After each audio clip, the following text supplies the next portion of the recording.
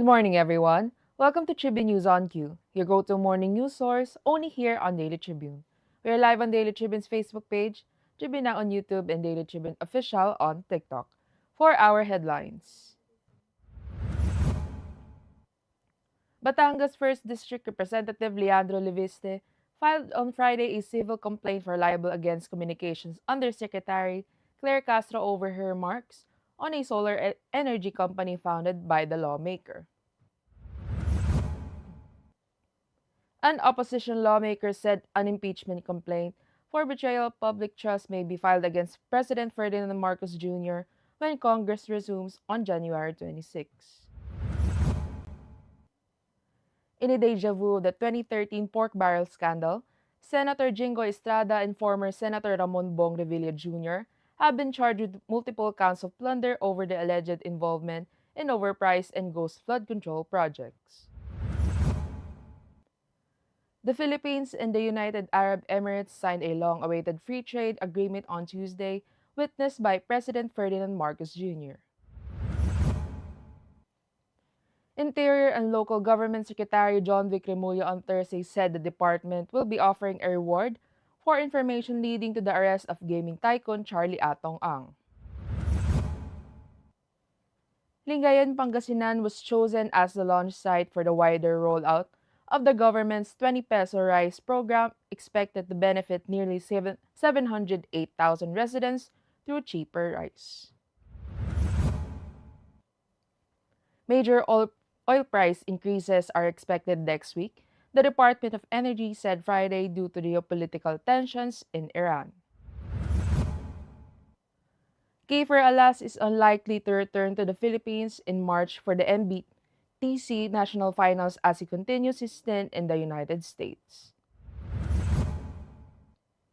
The Philippine Basketball Association Press Corps announced the introduction of the Ramon Fernandez Trophy that will be handed out to the winner of the final's most valuable player.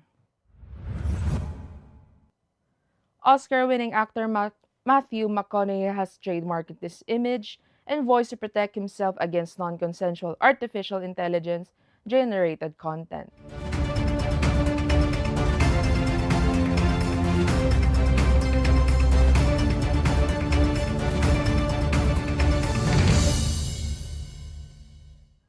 Today is 17th of January 2026, Saturday, and I'm Louisse Kalingag, bringing you this week's top stories.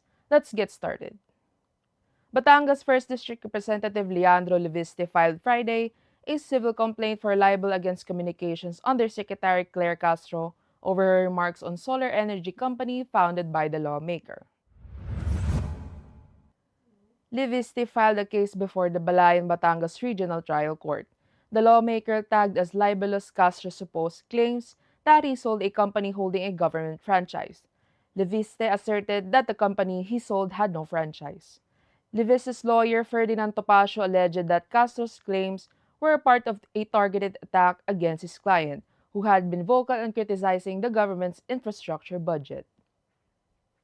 An opposition-linked group plans to file an impeachment complaint against President Ferdinand Marcos Jr. when Congress resumes on January 26, citing betrayal of public trust over alleged budget negligence and flood control corruption. The complaint reportedly has support from some majority and independent lawmakers but faces challenges due to Marcos' supermajority in the House.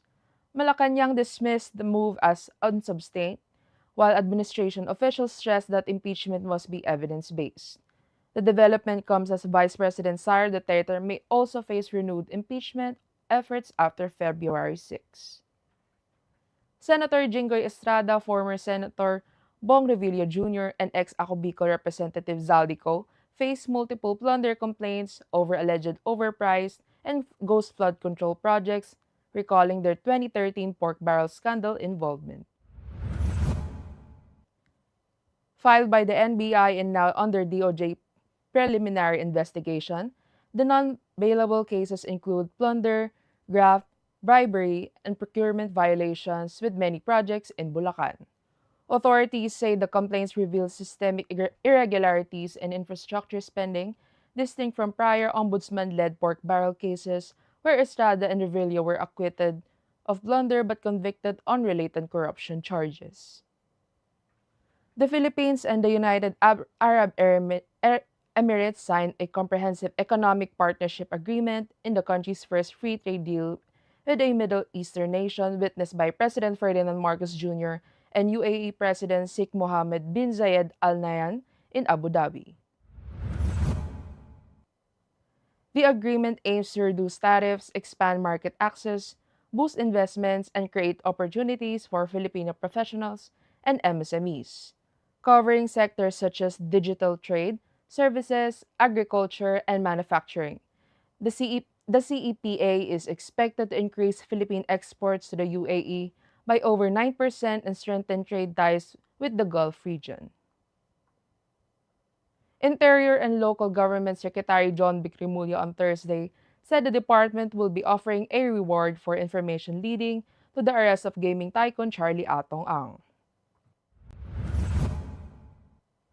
We'll be having a meeting later and we will give a reward and we will announce it later this afternoon to really apply the pressure and have him turned over to us, Remulla said in an interview. Maybe 10 million peso. That'd be enough, the DILG chief said. Lingayen, Pangasinan became the launch site for the expanded rollout of the government's 20 peso rice program, providing cheaper rice to nearly 708,000 residents.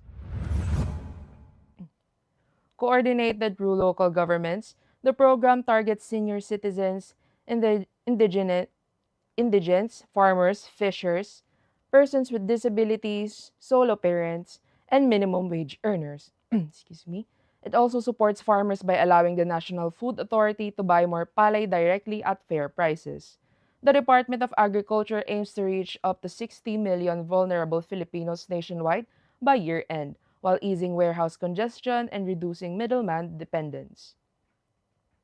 And for our business news, major oil price increases are expected next week, the Department of Energy said on Friday.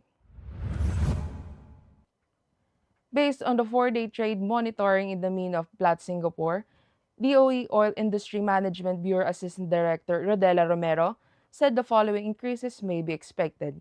Gasoline in 60 centavo per liter, diesel 1.35 peso per liter, and kerosene in 1 peso per liter. Romero said the cost of operating companies and other premiums are not yet included in the numbers, which may cost around 40 to 50 centavos. She said the oil prices increased on Monday to Wednesday this week due to geopolitical tension in Iran, where thousands of individuals stormed the streets protesting against its clerical system. Kiefer Alas is doubtful to return to the Philippines this March for the MBTC National Finals due to his busy schedule with Utah Prep Academy in the U.S. His father, Louisse, said Utah Prep's demanding season, with over 30 games across multiple leagues, may clash with NBTC commitments. Alas recently impressed with 34 points and 10 three-pointers. The family plans to reassess his availability after this season ends in May. Before moving abroad, Alas's Phenom Blue Fire and Team Hustle teams suffered close losses in previous NBTC competitions. The Philippine Basketball Association Press Corps announced the introduction of the Ramon Fernandez Trophy that will be handed out to the winner of the final's most valuable player. Starting with the PBA's 50th season Philippine Cup Finals, the PBA Press Corps will present a trophy named in honor of Fernandez for his remarkable contributions that included a record of 19 championships, the most by any player.